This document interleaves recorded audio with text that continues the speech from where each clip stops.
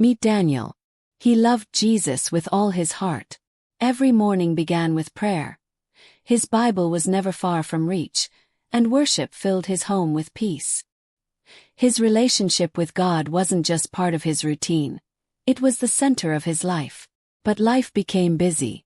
A promotion at work demanded longer hours. Bills piled up. Family responsibilities grew. Late nights scrolling through social media slowly replaced quiet time with God. At first, Daniel told himself it was only temporary. "I'll pray tomorrow," he thought. "I'll read my Bible this weekend." Tomorrow became next week. Next week became next month. Although Daniel still called himself a Christian, his heart was slowly drifting.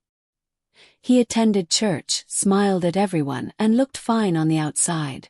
But inside, the fire he once had for God had begun to fade. Then God began calling him back.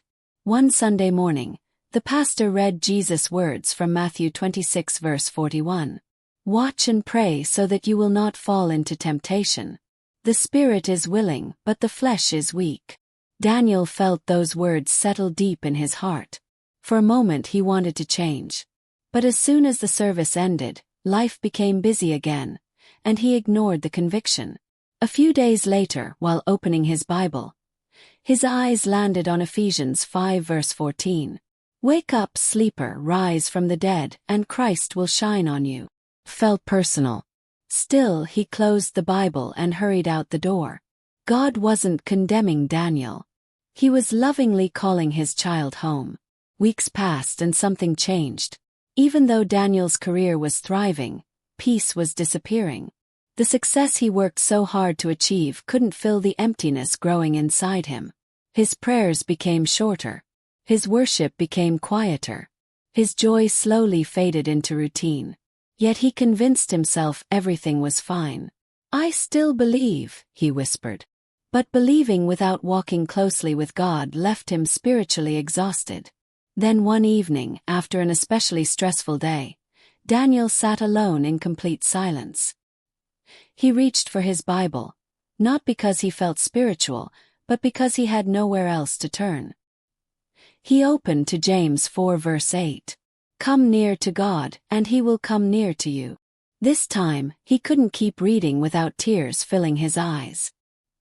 He realized God had never walked away. He had.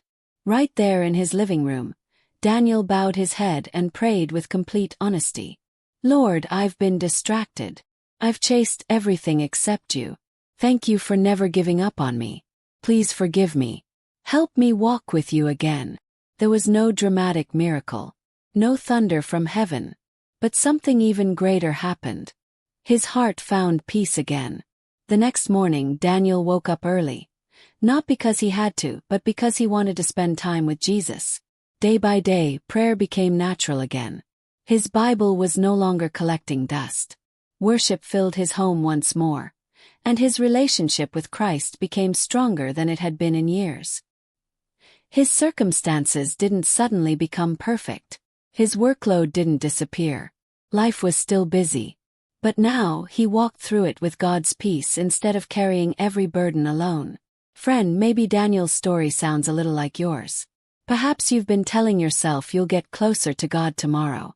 Maybe you've allowed distractions to slowly replace devotion. So remember this. God isn't calling you because he's angry. He's calling you because he loves you. Jesus said, "Watch and pray." Those words weren't spoken to create fear. They were spoken to prepare our hearts to stay close to him every single day. So don't wait for tomorrow. Respond today. If this message encouraged you, let us know in the comments. I'm choosing to wake up spiritually today. We'd love to pray for you. Don't forget to like this video, subscribe for more Christian stories that strengthen your faith, and share this message with someone who needs the reminder that God's invitation is still open. Because when God calls, the greatest answer you can give is simply, "Here I am, Lord."